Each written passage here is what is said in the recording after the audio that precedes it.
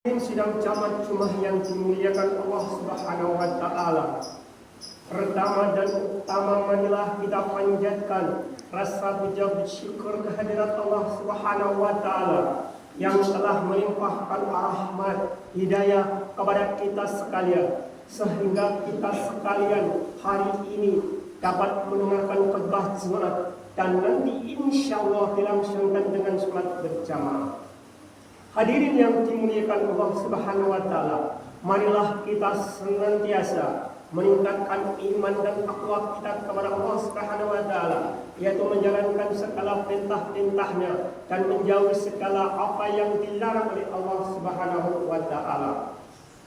Hadirin yang dimuliakan Allah Subhanahu wa Ta'ala, kebahagiaan makhluk berada di genggamannya Allah Subhanahu wa Ta'ala. Sesungguhnya kita semua ini adalah hamba-hamba Allah yang tinggal di bumi Allah, di bawah kolong langit Allah, dan nasib kita semua adalah berada di tangannya Allah Subhanahu wa Ta'ala. Pernahkah kita semua bertanya pada diri Anda sendiri sewaktu Anda mengendarai kendaraan?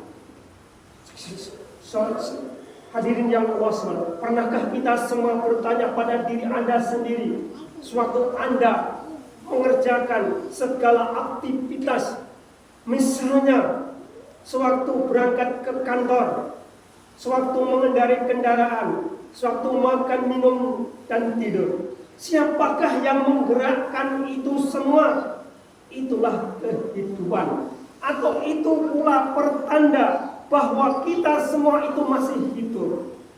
Dan itu pula pertanda bahwa roh itu masih bersatu dengan tubuh. Sebaliknya, apabila roh atau nyawa itu kalau sudah tidak mau bersatu dengan tubuh ini, maka seseorang telah mengalami kematian atau meninggal dunia. Dengan demikian sudah habislah ia berkarya melaksanakan rutinitas di dunia ini. Hadirin yang dimuliakan Allah Subhanahu wa Ta'ala, jadi masa kehidupan di alam dunia ini bersifat sementara, ada batasnya, ada habisnya.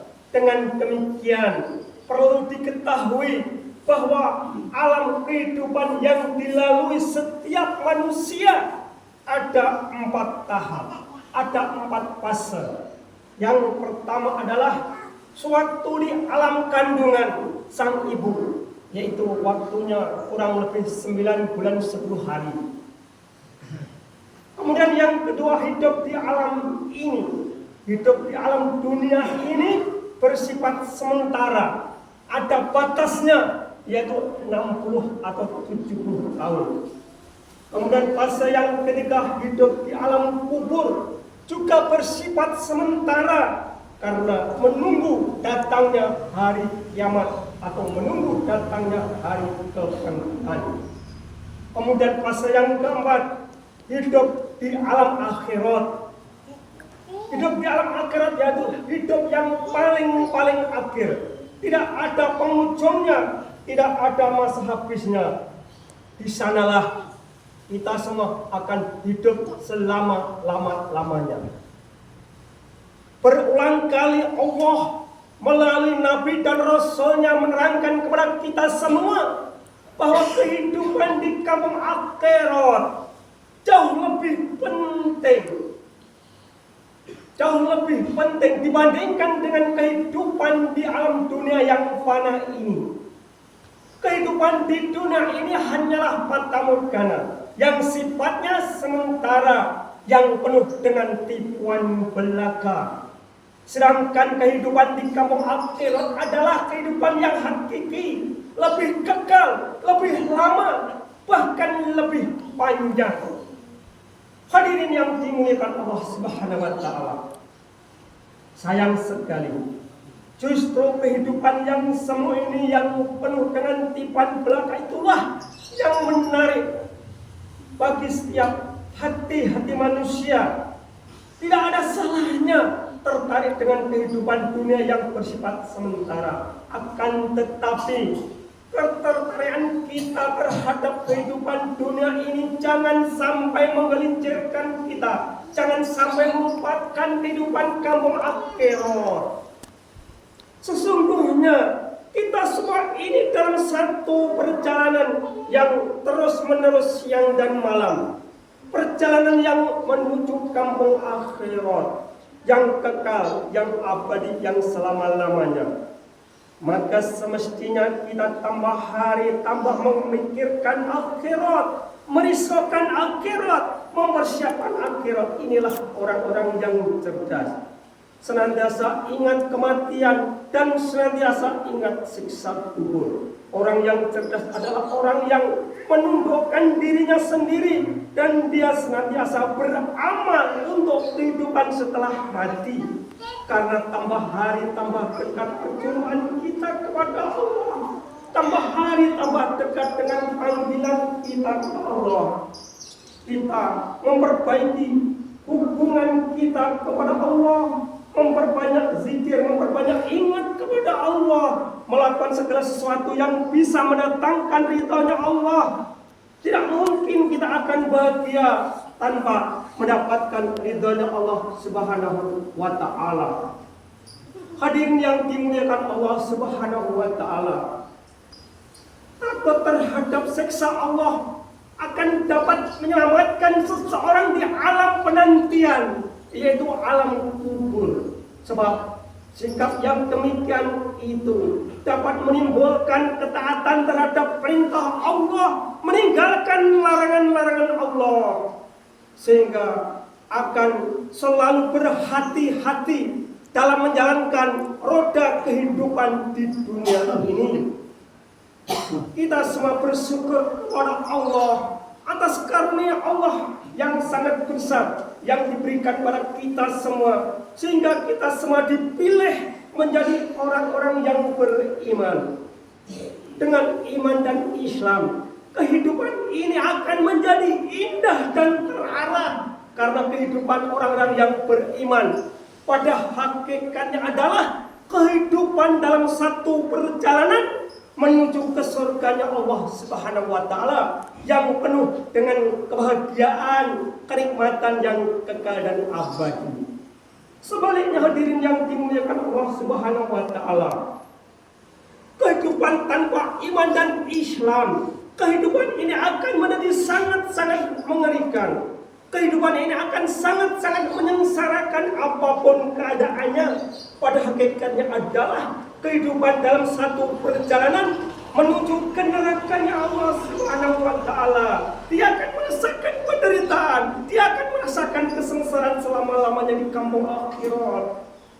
Hadirin yang dimuliakan Allah Subhanahu wa ta'ala, melihat realita kehidupan akhir-akhir ini, tampak jelas bahwa perjalanan dunia ini semakin mendekati garis finish. Kejadian demi kejadian yang merupakan mata rantai dari peristiwa besar kehancuran dunia telah nampak di depan mata kita. Pilihan terakhir terletak pada individu. Apakah akan memenuhi seruan ajaran agama yang akan menuju kebahagiaan, kesuksesan dan kejayaan, yaitu di surganya Allah Subhanahu wa ta'ala, atau sebaliknya mengingkari perintah Allah dan durhaka kepada Allah dan maksiat kepada Allah. Itulah jalan yang mengantarkan kita ke nerakanya Allah Subhanahu wa ta'ala. Allah telah memberi kebebasan kepada manusia untuk menentukan jalan hidupnya masing-masing. Allah utus para nabi, Allah utus para rasul untuk membimbing umat ini kepada jalan yang benar, jalan yang lurus, jalan yang diridhai oleh Allah Subhanahu wa ta'ala. Kita semua tidak terkecuali yang hadir pada hari ini, pasti dan pasti waktu dekat atau waktu lama yang sudah dekat memasuki alam kubur. Masuk alam kubur di hari malam pertama yang Allah Subhanahu wa ta'ala. Di alam kubur kita semua tidak bisa berpoya-poya, tidak bisa bergaya-gaya, tidak ada tetangga, tidak ada penerangan cahaya, tidak ada suara anak istri dan keluarga. Yang ada hanyalah suara jeritan dan tangisan orang-orang yang disiksa bagi calon-calon penghuni neraka. Seseorang yang telah meninggal dunia bahkan mimpi tidur di malam hari, melihat bahwa jasadnya dikerumuni oleh semua keluarga, dia mengira, oh ini hanyalah mimpi. Melihat jasadnya dimandikan, ini hanyalah mimpi. Lalu melihat jasadnya diberi baju kain kapan, ini hanyalah mimpi. Melihat jasadnya disolatkan, ini hanyalah mimpi. Melihat jasadnya diusung, diantarkan ke makam, kemudian dimasukkan ke dalam kubur, ini hanyalah mimpi. Setelah semua orang-orang yang mengantarkan pulang, meninggalkan kuburan, lalu Allah mengembalikan roh ke dalam jasadnya. Dia bangun, menggerakkan tangannya menyentuh tanah, menggerakkan kakinya menyentuh tanah, kepalanya menyentuh tanah, melihat kiri, kanan, atas, bawah tanah. Dia baru menyadari hadirin yang dimulakan Allah Subhanahu wa Ta'ala, dirinya telah meninggal dunia. Dia panggil ayahnya, dia panggil ibunya, dia panggil anak dan istrinya, dia panggil keluarganya. Yang terakhir dia panggil Allah, Allah, Allah. Hanya penyesalan yang dia rasakan. Dia menangis meraung-raung. Namun manusia tidak bisa mendengarkan suara jeritan orang-orang yang di dalam kubur. Hadirin yang dimuliakan Allah Subhanahu wa Ta'ala, mungkin hanya di sini apa yang dapat kami sampaikan. Mudah-mudahan menambah keimanan dan ketakwaan kita kepada Allah Subhanahu wa Ta'ala. Wal asina insana lafi khusrin ila alladziina amanu wa 'amilus solihati wa tawassaw bil haqq wa tawassaw bis sabr wa qur bi rahmatika khairur rahim.